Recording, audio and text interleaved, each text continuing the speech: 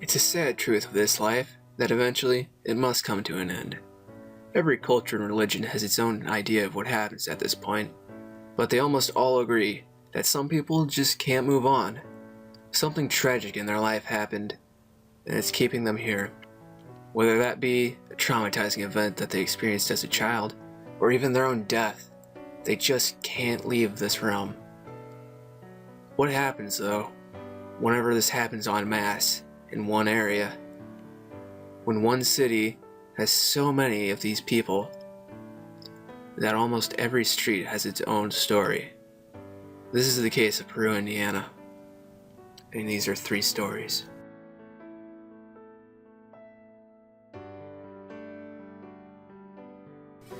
One day, my mom and I were working at Blair Ridge in Peru, Indiana. We were cleaning a room that had been empty for a while. Rumor has it that a couple had lived there a couple months prior. The man had died. The one passed shortly after. She was said to have died from a broken heart, mourned herself to death. While my mother and I were cleaning this room, we would get a huge headache every time we walked into the second bedroom. As soon as we walked out, the headache was gone. We decided to finish our job though, so we went out to the hall where our cleaning cart was to get some supplies. We walked back into the room, and it was ice cold, which was very strange because the air wasn't on. The second we walked in, the door slammed shut with a loud thud from the closing. My mother got freaked out, told me to open the door back up, so I opened it, like she said, then we walked away. We turned our backs, and then heard the door creaking. We looked back, and the door was swinging back and forth at a steady pace. My mom shouted, "That can stop now," and the door came to a dead stop, just like someone had grabbed it and stopped it. We both called it quits after that and went down to the hall to talk to everyone. I stayed in the west lobby and was watching TV while my mom went into the office to fill out some papers down in the east lobby. All of a sudden, the TV shut off. It could only be shut off by the actual TV screen, so it was odd. Went to turn the TV back on, and I saw a huge black figure standing right behind me by the window through the reflection of the TV. The figure looked like it was coming towards me. Then the TV turned on to the fuzzy channel. It was turned up all the way. I ran to the office with my mom and demanded we leave. We left and then never came back.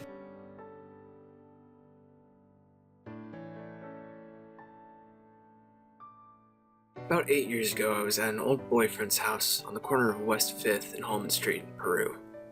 It was the middle of the day and we were hanging out in his room just listening to music. CD ended and it got quiet. We were just chit-chatting for a while when a loud female voice says "hi," a very breathy, drawn-out tone. It sounded like it came from above our heads, but it was almost definitely in the room with us. A couple nights later, my ex-boyfriend's little sister tells us that earlier in the week she was laying in bed trying to sleep. Her room was downstairs, and the only way in and out of it was through a small bathroom off the kitchen. She said she heard someone talking in the kitchen, thought it was their mom, so she gets up to see what she wanted. There wasn't anyone out there. She went and checked her mom's room. She was asleep, so she goes back to bed and just kind of brushed it off.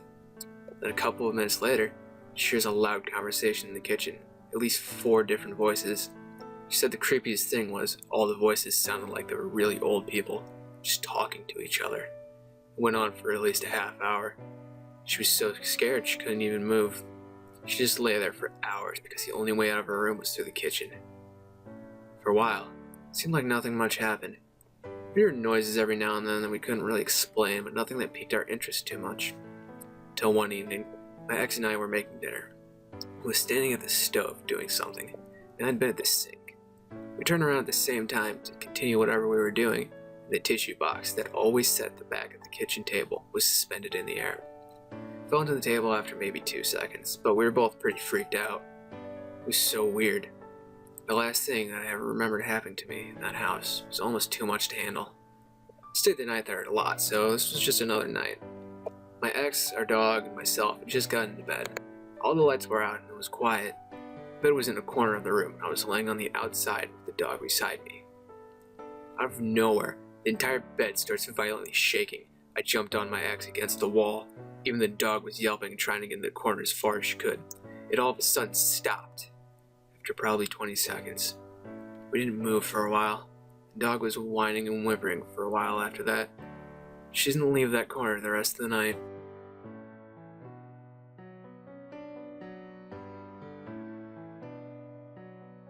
My husband and I bought a house on West 6th Street.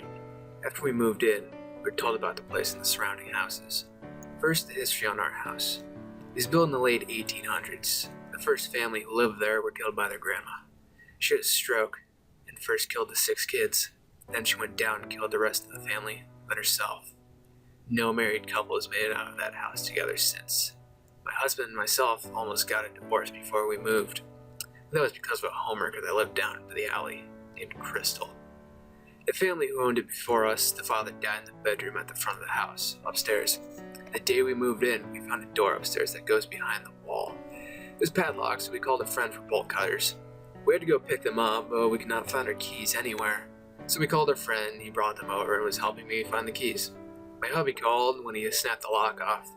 He knew I loved exploring, so he waited for me to get there before it was open. It was painted shut with layers of paint, so we had to cut the paint and pry the door open.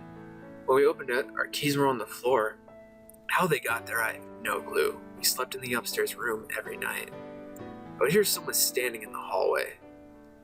My brother-in-law came and lived with us for a while. He slept in that room for one night. He came running down the stairs and never went back up there. Now for the neighbor's house. The first day we moved in, I opened up the windows upstairs. The smell of death and rot came in. We looked out the window, and there on the roof was a whole deer carcass rotting in the sun. We walked outside and we were looking at the house when the neighbor across the street came out to say hi. We got to talking and found out that people who used to live there would hang chickens out there and let them hang. There had been a symbol painted in goat's blood on the front door. They would hang dead deer, possum, raccoon, even a horse from the pillars in the front. People who live there now are not any better. The only difference is that they're not satisfied to just keeping it in their house. It's like living next to Hannibal Lecter. I feel bad for their once sane daughter. We've moved now. The house we live in now is a wee bit haunted. We all get woken up at all hours by someone telling us to get out. Our dogs bark at nothing. One time, I was getting the bed ready for hubby to get home from work. As I walked around the bed, I heard a loud hissing. I called my hubby from standing on top of the bed. He was in the middle of a field in Wabash, so I was on my own. I stepped down, and the moment my foot hit the floor, hiss. I was totally freaked out now, so I called him back and grabbed my pellet gun. While I had my hubby on the phone, the hissing went off 3 more times. It was so loud he thought I did it. When I told him I wasn't doing it, he told me to call the police. We thought a possum had gotten in somehow. The police came and we tore the room apart. There was nothing. When the officer came in, he heard the hiss as well. He said to check under the house, maybe a possum had gotten under there. I placed traps with cat food and waited for my hubby to get it there. When he got home, he got out the spotlight and crawled under the house. There's sand under there. Prints show up like a sore thumb. There were none. It hasn't happened since, but we're still getting woken up. In closing, we'd like to warn you before you go to Okefenokee. I went with a friend during the day. Got followed by a black car from the entrance all the way back to Peru. I didn't really know the guy that I went with, so maybe the stranger who followed us was just saving my life. Who knows? And have fun getting the poof right out of you in Peru.